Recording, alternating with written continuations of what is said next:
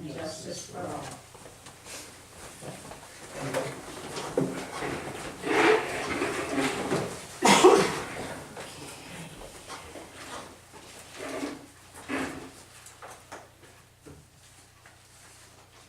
Shall we approve the consent agenda?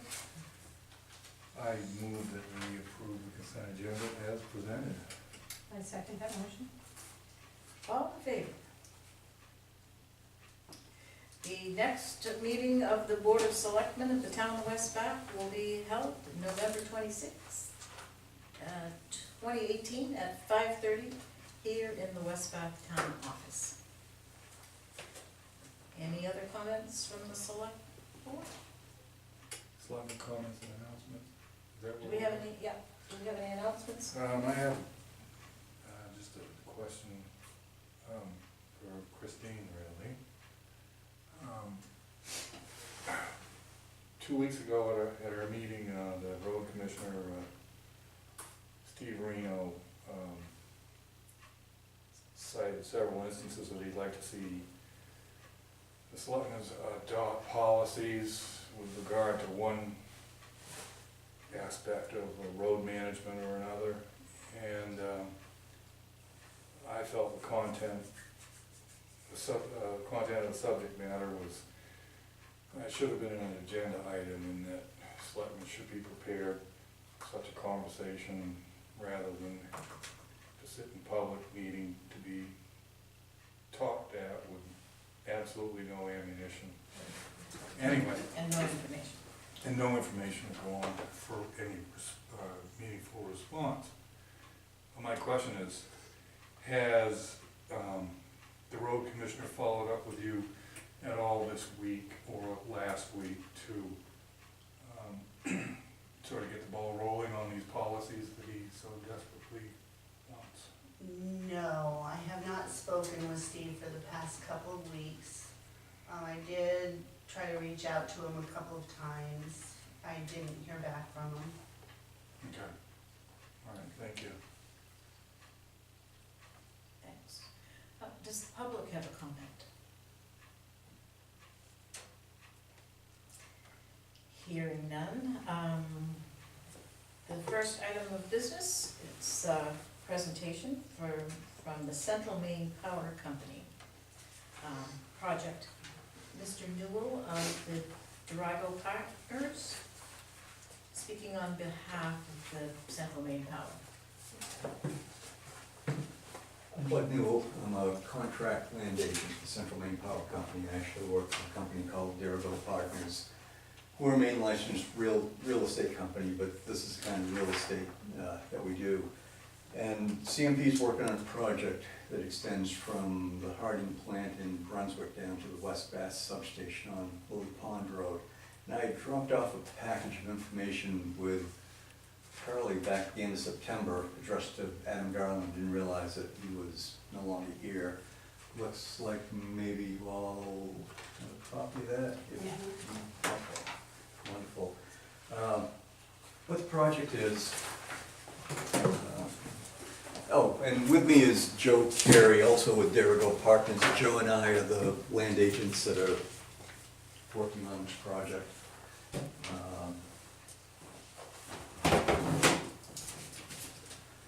As I said, let's get this. Go ahead and put that right down if you want. Okay. It extends from basically where the Harding plant is up in Brunswick. CMP has an existing transmission line corridor that is 185 feet wide that runs from this point down to the West Bath substation, Lily Pond Road. Presently, there are 2 pole lines, which show on the top half of this plan, with 3 circuits on the 2 pole lines. What we call an H-frame line over here, which is a 34,500 volt line, and then a double circuit 115,000 volt line, two different circuits on one line, 185 foot wide right of way. What CMP is proposing to do under a federal mandate that they have received is basically break apart the double circuit line and build two separate lines, 115,000 volt lines. In order to meet the spacing requirements between lines as well as between lines and the edge of the right-of-way, CMP is looking to pick up an additional 40 feet of right-of-way on the northerly or easterly edge of the line, which is basically this orange strip that runs down through here. About 17 landowners that we are going to be dealing with, one of them including the town of West Bath for the piece of property you own here. My reason for reaching out to the town originally was to see how we go about negotiating with the town of West Bath for a 40-foot strip of town-owned property. Is it CMP's preference to purchase or I to? think our purchase would, preference would be to purchase the fee just because we have the fee there now, but if the landowners aren't willing to do that, we'd be willing to consider an easement as well. Mhm. We have, so far at this point, we have tentative agreements in place with two of the landowners in West Bath. In one case, we're gonna be taking an easement on them, and on the other piece, we're talking with them, an easement also. Okay. Both easement. No, I'm sorry, no, well, if they're talking about both mine, one's an easement and one's fee, I think. Okay. The issue ultimately would have to be settled at town meeting, which is in the end of May. But which should give us plenty of time to do whatever it is we have to do. Okay. But it's out of our authority to make the final decision on that, just so you know. Okay. Personally, I don't have any objections, but we need to talk about that and discuss it as a board as well.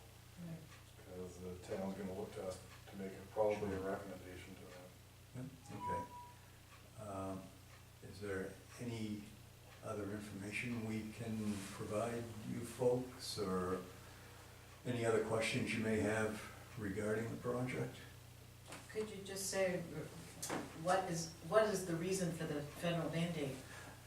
They must have one. Yeah, it's basically, it's having all your eggs in one basket. By having two circuits on a single structure, if we end up having an issue, a tree come into contact, we end up losing potentially two circuits. So if we break them apart, hopefully if we have an issue, it's only with one and we still have the second. When I talk about circuits, it's normally each transmission line that you see is a single circuit. And in this case, I think because they didn't have additional right-of-way, typically this would be two lines is what we're showing we want to do. But what they ended up doing was putting two circuits on the same structure. So if something were to happen to one of the structures out there, we lose 215,000 volt lines. One feeds into Topsom, the other one feeds into Wiscasset. If we break them apart, then our chances are better that if we have an issue, it's only going to be with one of the both. Topsom is out, right? One or the other. If you have a preference, let's see what we can do. Taking the risk of spreading it out a little bit, which probably isn't a bad idea. David? Would that involve clear cutting, basically? Yeah, we would go in and cut the vegetation on a 40-foot strip, and it would eventually look like the standard transmission line does now, with shrub and shrub-type vegetation. The thing that they really look for is to, what they maintain is any vegetation that could grow tall enough to have contact with the conductors. And how you maintain that growth height? What they do, once the right-of-way is cut, then it's about a 4 or 5 year cycle with an herbicide treatment. And it's not a broadcast herbicide treatment, it's an individual stem treatment. They go in and any woody vegetation, they clip and do a treatment to the stub with the herbicide.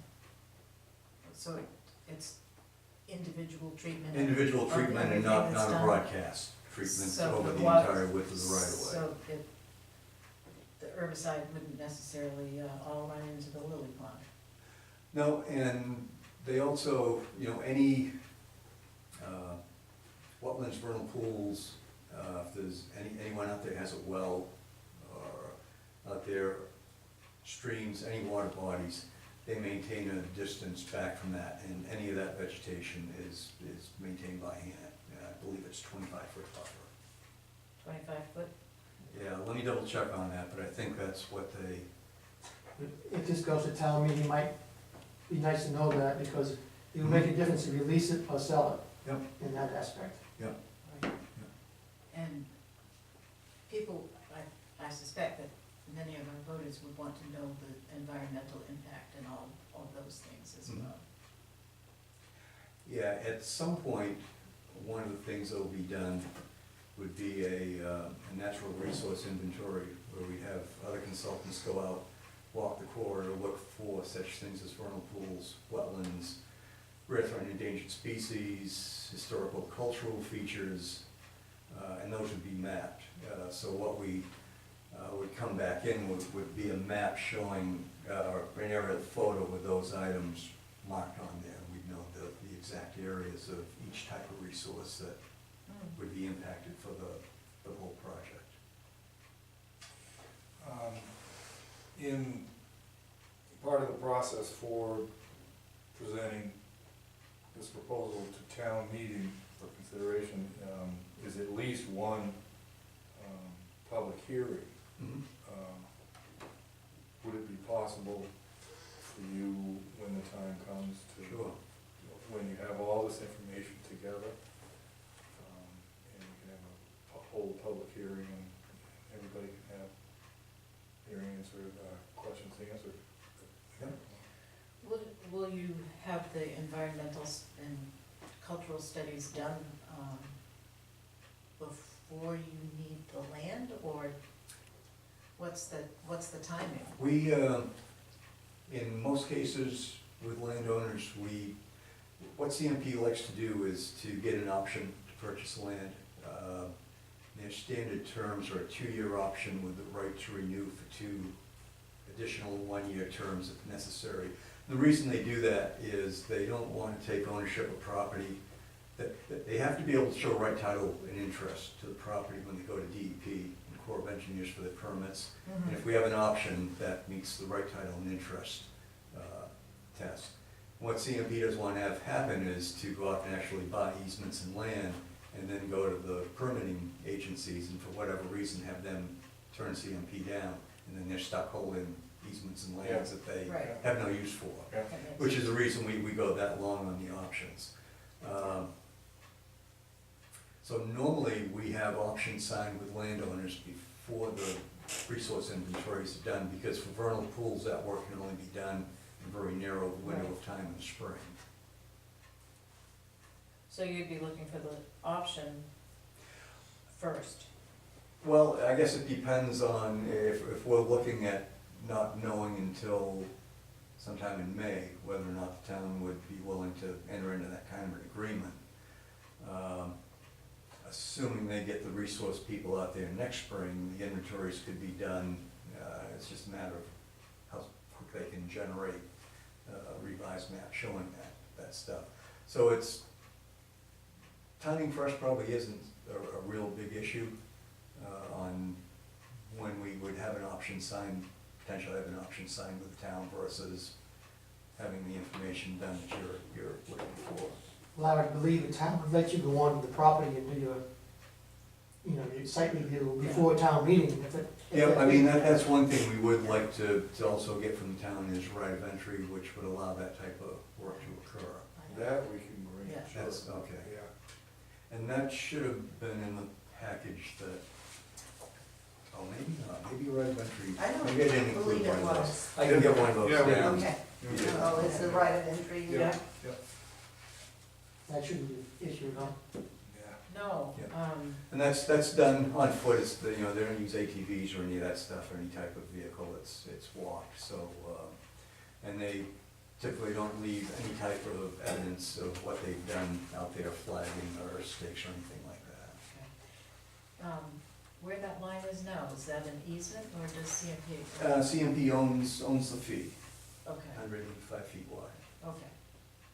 So you're just looking to buy an additional an 40 feet. additional 40 feet over toward Lehman Highway? It's Yeah, it's, within those yellow lines is Yeah. what they're looking for in that one. Okay, now, we are aware that the deed the town got the property by has a covenant in there which restricts it to town use and, trying to think of the other language in there. is that the one that had recreational? Yeah. Recreation only. Yeah, yeah. And I did a quick search on the folks that conveyed it to the town, and the lady Margaret Sheetmeyer, according to her, she's still around down in West Virginia, but she's 108 years old, if the information was correct.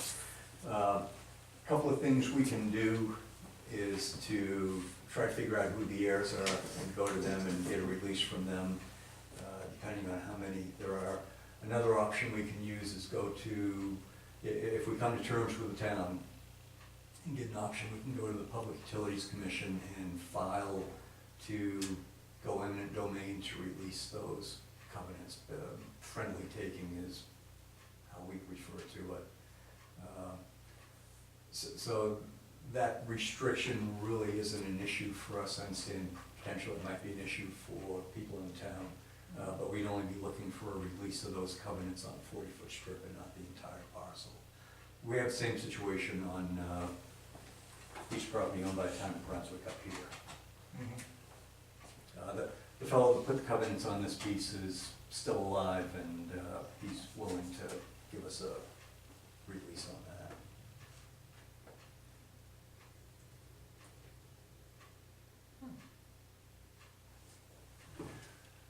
So what do we do next?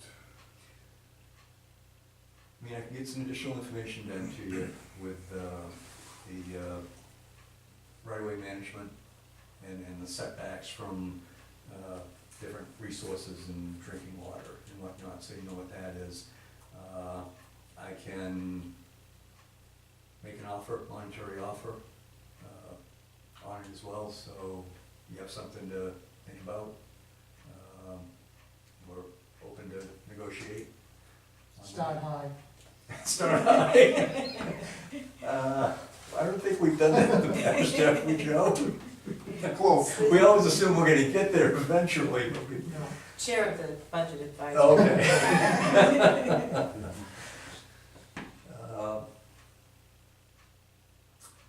If I can leave you, I'm gonna.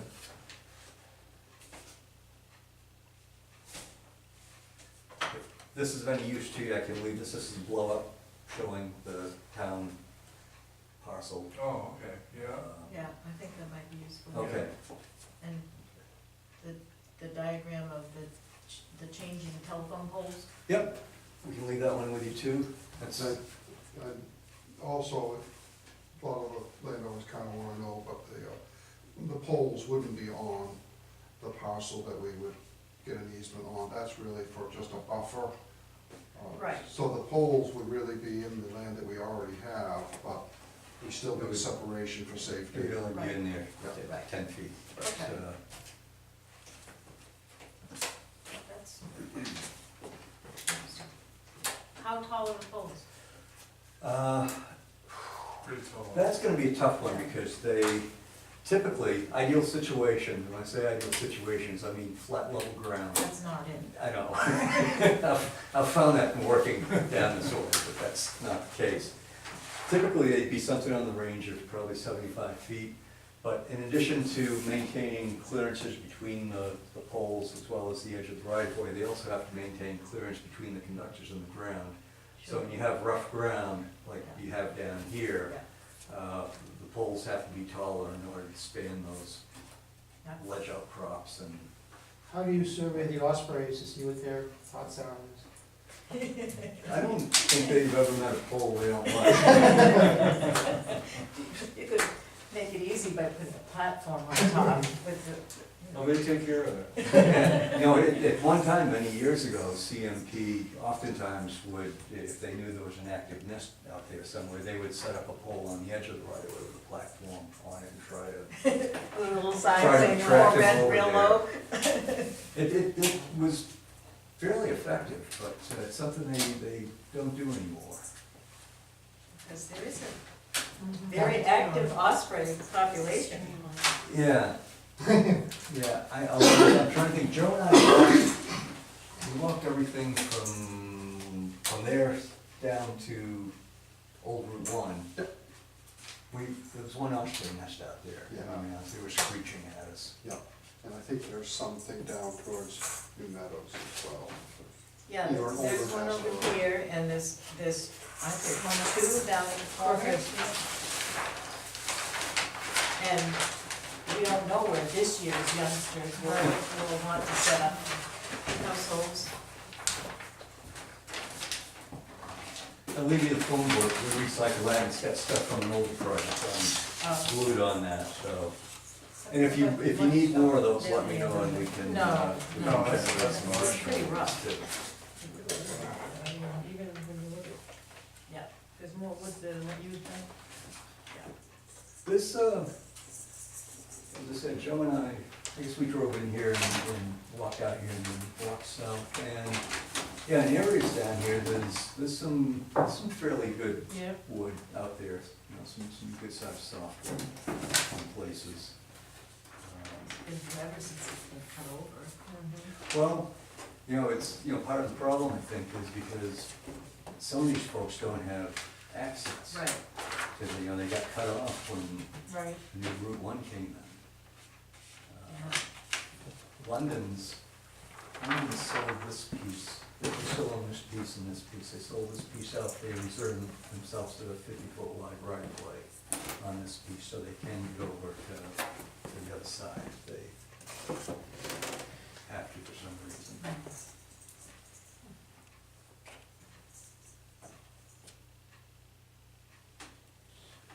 Interesting. So follow-up correspondence should come to you, Christine? Yes. Okay. That'd be great, thank you. She's here to stay. That's my plan, I'm sticking to it. Long-term contract, huh? So, next step is you'll get further I'll get some information. more information to you. I will,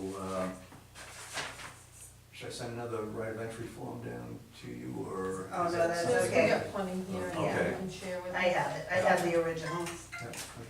If, you know, if you're willing to sign one of those, that would be helpful. If you're not willing to give us written right of entry, we take verbal right of entry too, if that's the best we can do. But it would be helpful when we get ready to do the resource inventories in there. Yeah, I think we should give a written right of entry, but it should be an agenda item probably. in the Yeah. Okay. Next meeting. Okay, Yeah. yeah, works for me. Okay. We don't like to take action unless it's on the agenda whenever possible. Yep, sure. Certainly, certain instances when we can do, but we don't really like to do it. As I said, the right of entry at this point is not a big rush item for us, so it's not a problem. Okay, Very good. thank you. Thank you. We look forward to working with you. Okay, well, good, thank you, appreciate it.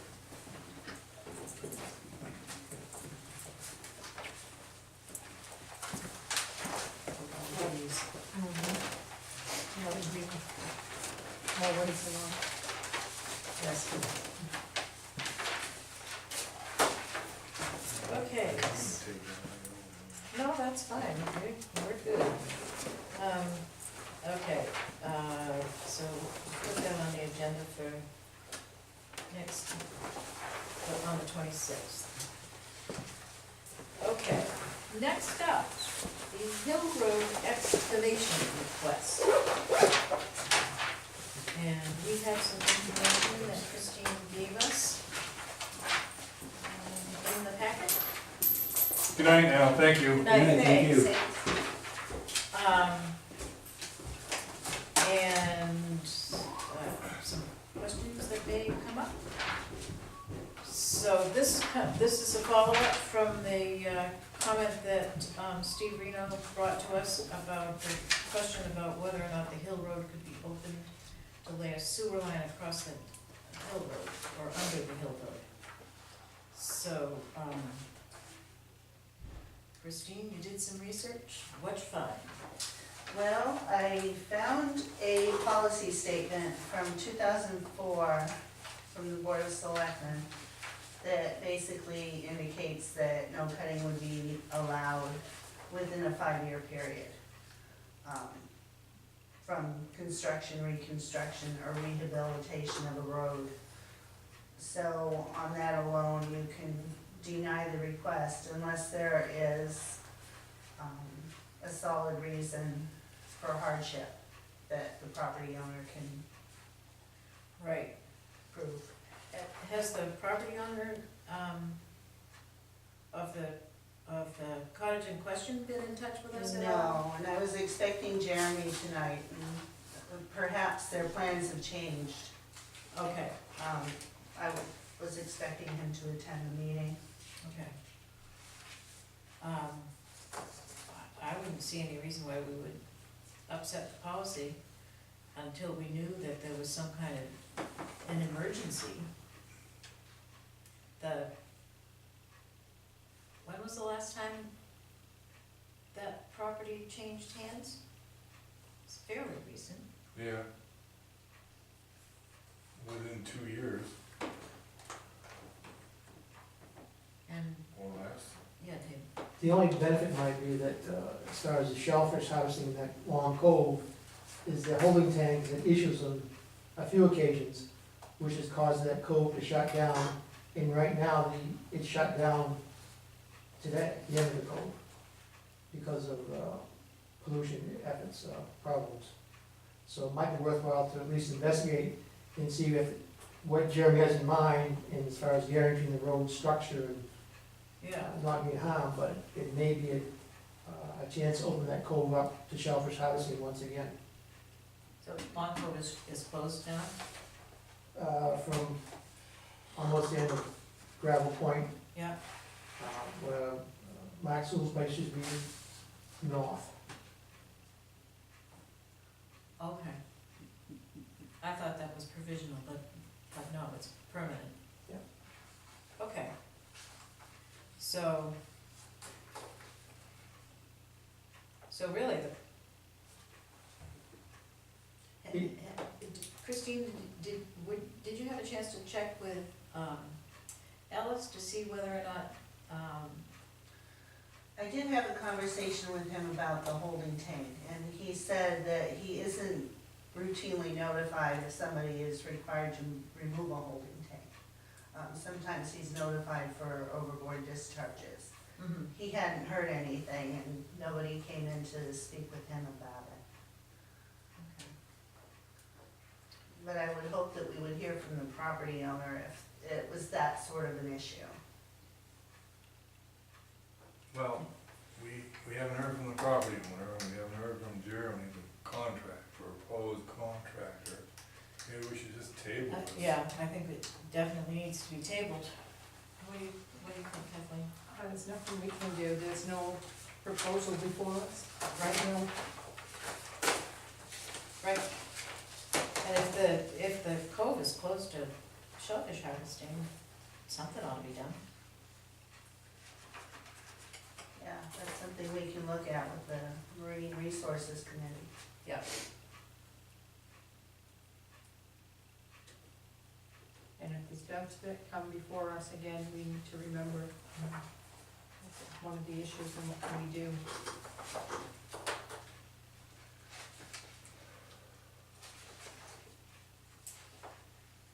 Okay, we ready to tackle business item 3? Should we say one? table it? We should probably vote, thank you. Should we vote to table that? Sure. Could we have a motion? I move that we vote to table it. Hold your second. Well done. I second it. All those in favor of tabling this item? All right, The item is so tabled. it is so tabled. It is so tabled. Okay. Business item 3 is an appointment to the Comprehensive Plan Committee. And the proposed new member is Antoinette Tate. Do we have a motion? I move that we appoint her to the Comprehensive Plan Committee. I don't know Antoinette, but I'll bet she'll do a good job. See what the group, that committee's got going. I second that motion. Okay, all in favor of Antoinette Tate? Here is the original appointment. Okay, thank you. With this appointment, I believe we only have the Board of Assessment Review in need of, and the Alewives Commission are the only two committees in need of membership, so. No kidding. That's amazing. This Not has bad. been, it's been years getting to this point. So, stay put, everyone. Well, hopefully you can hook somebody for the Alewives committee. David, that means soon you and I can retire. No more openings. No, we have an excellent recruitment crew working in the front office upstairs. And with that, maybe another committee to. Mr. Osretko, if you would sign it. Those two. Thank you. And the next item is the formation of a safety and security committee, which is a follow-up of the discussion we had last meeting about the need to rekey and possibly reset the code. Yes, sir. I would hope that the Board of Selectmen and the town administrator can solve the lock problem for the town office without a committee. I don't think a committee is needed for this effort. You would like us to serve as the committee? I think it's well within your abilities to solve this problem. I agree with David, I think it's more of an administrative thing than it is a committee thing. Committee thing's just got too many moving parts. And the board and the administrator probably have a special meeting or email until we could actually talk about it, and get the ball rolling. Or we could simply ask the town administrator to take care of it. I'm open to that. That's the simplest way to do it. I think so too, because then she's responsible in the end for who gets the keys. Or delegate it to somebody. I wanna know who's got the keys if I was in your Yeah. position. Yeah, The that, town that administrator. definitely needs to be part of it. The town administrator is a person who knows what's going on, whereas the selectmen, we come and we go with Mhm. elections. Yes, the staff is pivotal. Yeah. Conversation. Yeah, they're the people who are here every day. Yep. So, shall we have a motion to appoint the town administrator as the person responsible for, the Policies and procedures? policies and procedures of rekeying? Yes. Was that a motion? That's a motion. I second it. Okay, any further discussion? All right then. Then, all in favor? All right, thank you, I will get started. Do we have an other for other? I have no other. I have no other. Just please continue, and everybody go out and vote tomorrow. That's a very important other. Exactly. I heard when I came in that we have lots of absentees, so the more people that can go. 300 absentees, 20%. Awesome. 6 buses from Vermont expected. On their way. I think having 20% votes already in is pretty amazing. Absolutely. We had 75% voter turnout in June, so. What was the last gubernatorial or presidential or both? What was the percentage of absentee ballots for those? Do you happen to know? I don't, Remember? for the presidential, we had 361, so we didn't quite match presidential. Okay. I think the only thing that's gonna hurt tomorrow, the only thing that's gonna slow it down is the torrential downpour. Yeah. That's too bad. One question I just have, is anybody heard how the paving on the mountain road is going? That's, so it's good, apparently good then, if no one's heard anything. Well, I had a phone call this morning, from a woman who was distressed that she had to wait for an hour. And, the communication around that really needs to change. Because the town office, the staff are the ones who get the phone call. Yeah. And we need to be advised when something is going on with our roads that's out of the ordinary. Same thing happened up at Sanford Crossing Road. The town office had no idea Yeah. that the work was being done. It makes us look like we're not communicating with the residents when we're all in the same boat. In theory, the road commissioner coordinates all this stuff, so we should be including the town in the loop as well. And, you know, if a road really, really needs to be closed, then the town can alert, you know, the residents that it's coming on such and such a day. But just to have it happen by surprise is not, that's not. And on that note and on that record, if they are going to be parking large trucks, they should be parking them out back here and not out front when we have 3 days to go before an election and people are coming into our That's a good point. office and ports. We don't wanna discourage people thinking, oh, it's too busy, there's nowhere to park. Yeah. Seems I silly did that we hear should that have to we're worry getting about our that. sand, the sand's coming in pretty good, but it's really, really wet. Oh, wow. It's I been, guess we can't do anything about that because it's just been the weather. yeah, Yep, yeah, and they were a little disappointed on yeah, nothing anybody can do. no. And now it's gonna be wet turf. Yeah. That's too bad. Yeah. But we're not in charge of weather. Not yet. Well, I Need a committee for that. I have tried for years to be in charge of weather, but so far, They said we. management has not turned over the responsibility. If there were 4 inches of Did we ever hear back from Derek Lavasser, the reporter, about Labonte property? No, No? at no time when I was sitting in. Okay. He was gonna sick Paul a page on us. Well, Before or after Paul goes to Florida to teach.